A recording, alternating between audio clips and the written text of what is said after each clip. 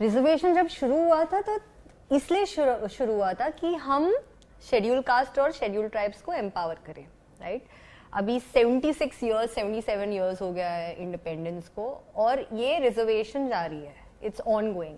आपको लगता है कि रिजर्वेशन जो है इसे खारिज कर देना चाहिए? देखो, इस पे लोगों के बड़े मत हो सकते हैं, मैं बड़ा डर भी रहा हूँ इस टॉपिक पे बोलते वक्त, बट मुझे लगता है मैं तो आप ही के शब्दों को पकड़ लेता हूँ, आसान रहेगा मेरे लिए। आपने कहा कि एम्पावर करने के लिए किया गया, तो मैं ये मान रहा हूँ कि रिजर्वेशन अगर चल रहा है इसका मतलब वो एम्पावर अभी नहीं हो पाए हैं। बहुत सारे लोगों का ये होगा कि यार बहुत सारे ऐसे लोग फायदा उठा रहे हैं जिनको रिजर्वेशन का फायदा नहीं लेना चाहिए, बट इसके लिए सरकार क्या कर सकती है आप बताइए? सरकार तो कुछ नहीं कर सकती, उन्होंने तो एक लॉ बना हुआ है कि भैया एससी का रिजर्वेशन इतना होगा, ओबीसी का इतना होगा। अब सरकार उसमें क्या करे? या तो लोग अपने आप से छोड़ दें रिजर्वेशन कि भाई हमें नहीं चाहिए, अब हम इस योग्य हैं कि हमें रिजर्वेशन की कोई जरूरत नहीं। लेकिन हमारा कोर्ट ये कहता है कि देखिए 100 ऐसे लोगों को फायदा हो जाए जिनको फायदे की जरूरत नहीं थी, बट एक भी ऐसा इंसान नहीं छूटना चाहिए जिसको जरूरत थी और हम फायदा नहीं दे पाए। 99 ऐसे ही लोगों को रिजर्वेशन का फायदा हो जाए, बट जो एक जिसको नीड थी वो ना छूटे, तो उसके लिए तो रिजर्वेशन रखना पड़ेगा। अब बात आती है, जैसे आज मैं आपको बताऊं गवर्नमेंट एग्जाम में हालात ये हो गए कि जर्नल और ओबीसी की जो कट ऑफ है एग्जाम की वो अप्रॉक्स इक्वल आ गई है। पहले लोगों को बड़ी शिकायत होती थी, यार ओबीसी तो 112 नंबर कट ऑफ गई है, हमारी 150 गई है, हमें तो नहीं मिला रिजर्वेशन, उनके तो 112 नंबर वालों को हो गया। इसका मतलब वो कट ऑफ अगर कम हो रही है, वो गैप कम हो रहा है, इसका मतलब वो लोग एम्पावर हो रहे हैं। और जब ये गैप ही खत्म हो जाएगा तो रिजर्वेशन रहे ना रहे से क्या ही फर्क पड़ेगा? तो यही पर्पज था हमारा। ये पर्पज अब शॉर्ट हो रहा है, सॉल्व हो रहा है। कई जगह तो ये भी देखा गया है कि ओबीसी की कट ऑफ जनरल से भी ज्यादा चली, तो अब वो लोग एम्पावर हो रहे हैं। तो मुझे नहीं लगता कि आप रिजर्वेशन से किसी को भी समस्या या दिक्कत है। देखिए, लगता है आज ना हम यहाँ बैठे हैं, हमें लगता है कि यार ये कास्ट बेसिस पे डिस्क्रिमिनेशन क्यों होना चाहिए, लेकिन सोशल डिस्क्रिमिनेशन तो आज भी कास्ट बेसिस पे है ना। तुम कैसे कह देते हो यार वो शर्मा जी की अपनी दुकान है, उधर चले जाना, काम हो जाएगा, तब तो तुम गुप्ता जी की दुकान पे नहीं भेज रहे हो। अगर तुम गुप्ता हो तुम कैसे कह देते हो अरे वो अग्रवाल मेडिकल स्टोर से जाके ले आना, भाई हैं अपने।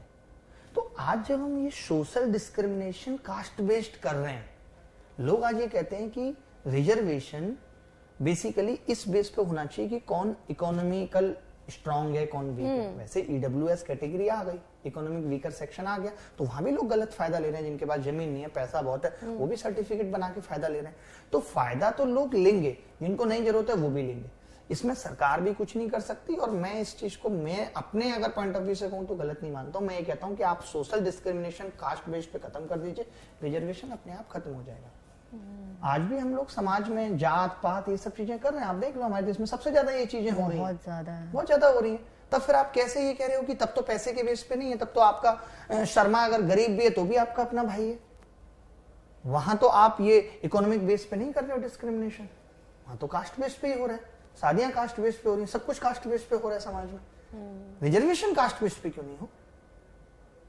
तो मतलब मुझे तो मिला नहीं खैर, बट मैं इस चीज को मतलब यही कहता हूं कि जब हमने एम्पावर करने के लिए बनाया था, जब वो एम्पावर हो जाएंगे, लोग ये कह देते हैं अरे एम्पावर हो गए। जैसे बहुत सारे लोग यहाँ पे कमेंट भी करेंगे, अरे मेरे गांव में एक ऐसा वो है, उसको तो कोई रिजर्वेशन की जरूरत नहीं थी, उसके पापा भी आईएएस, मम्मी भी आईएएस, उसने फिर भी रिजर्वेशन ले लिया। तो भैया हम आपके उस गाँव की एक बच्चे के लिए रिजर्वेशन खत्म नहीं कर सकते। आप तो एक आपका जो दायरा है ऑब्जर्व करने का वो बहुत छोटा है।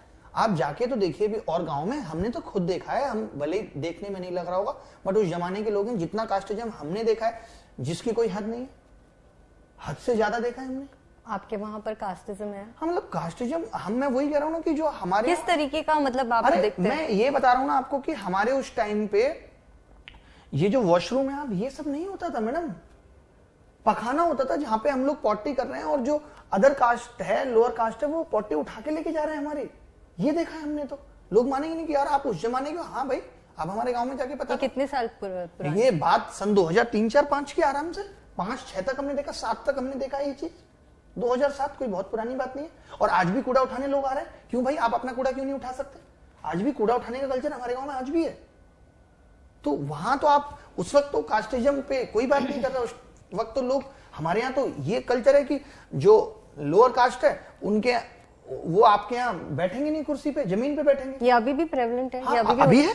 क्यों आज हमारे यहाँ कोई आ जाए तो, और ये हालत थी, मैं आपको बता देता हूं, अब आज हमें इतना दुख होता है कि अगर हम जैसे किसी से छुल गए, ऐसे हरिजन है कोई गांव का, छुल गए, तो हमारी माता जी करें कि यार तुम नहा लो। तब कहां चला गया था ये सिस्टम? तब हमने नहीं बात की थी कि वो लोग कितना झेल रहे हैं। आज समझ में आता है ये दर्द। हम भी जब गांव से निकले, हम भी जिस परिवार में पले बड़े, हमने जिस परिवेश में देखा, जो हमारी अपब्रिंगिंग हुई, हमारे भी दिमाग में ये सब चीजें था। जब हमने बाहर निकल के दुनिया देखी तब पता चला। हमें भी उस वक्त तक रिजर्वेशन खराब लगता था कि क्यों है भाई, हमें इसका फायदा नहीं मिल रहा। किस तरीके का कास्ट सिस्टम आप देखते हैं अपने गांव में?